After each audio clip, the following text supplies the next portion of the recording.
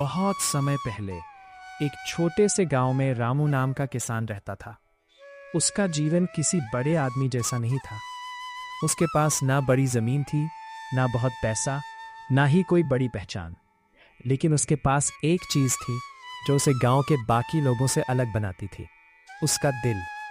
रामू का मानना था कि जो भी तुम्हारे साथ हर परिस्थिति में खड़ा रहे, उसे सिर्फ काम करने वाला नहीं समझना चाहिए, उसे परिवार की जगह देनी चाहिए। रामू के परिवार में 3 सदस्य थे, वह खुद, उसका कुत्ता मोती और उसका घोड़ा बादल। मोती कोई साधारण कुत्ता नहीं था। रामू को वह कई साल पहले खेत के किनारे मिला था, छोटा, भूखा और कांपता हुआ। गांव वालों ने कहा था, छोड़ दो, इससे क्या फायदा होगा।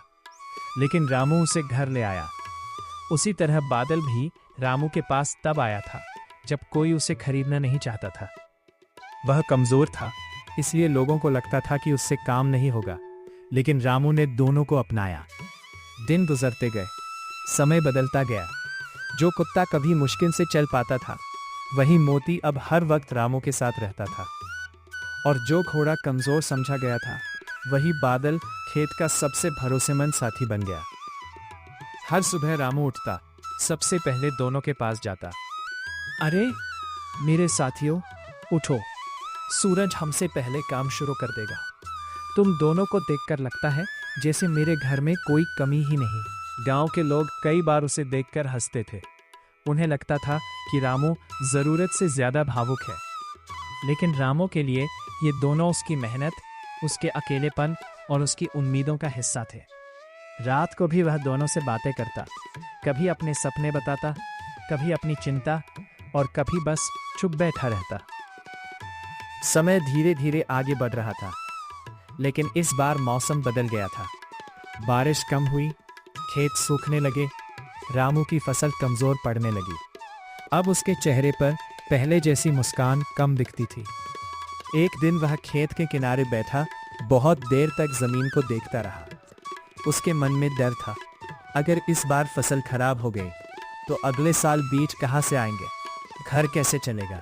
उस दिन रामू बहुत देर तक सोचता रहा। शाम को गांव में खबर आई, शहर में नए बीज आए हैं। शाम को गांव में खबर आई, शहर में नए बीज आए हैं। कई किसानों ने कहा, जो ये बीज लाएगा उसकी फसल बच सकती है। रामू ने फैसला कर लिया, उसे जाना होगा। सफर लंबा था। रास्ते में खेत आते, पेड़ आते, खामोशी आती, और रामू सोचता रहता, कभी अपने भविष्य के बारे में, कभी अपने खेत के बारे में, कभी इस बात के बारे में कि अगर सब ठीक नहीं हुआ तो क्या होगा। दोपहर हुई, फिर शाम।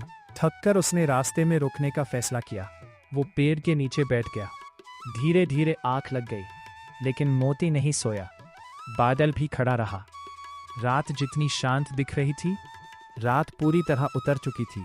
चारों तरफ शांति थी, पेड़ों की हल्की आवाज, दूर कहीं झींगुरों की धुन, और बीच में आराम करता हुआ रामू। लेकिन उस सन्नाटे में 2 आंखें लगातार जाग रही थी, मोती की। और थोड़ी दूरी पर खड़ा बादल भी हर हलचल को महसूस कर रहा था। उन्हें देखकर मोती भौंकने लगा और रामू की नींद खुल गई, जिससे वे लोग भाग गए। और रामू बहुत खुश हुआ। उसके बाद बीज लेकर घर वापस आ गया।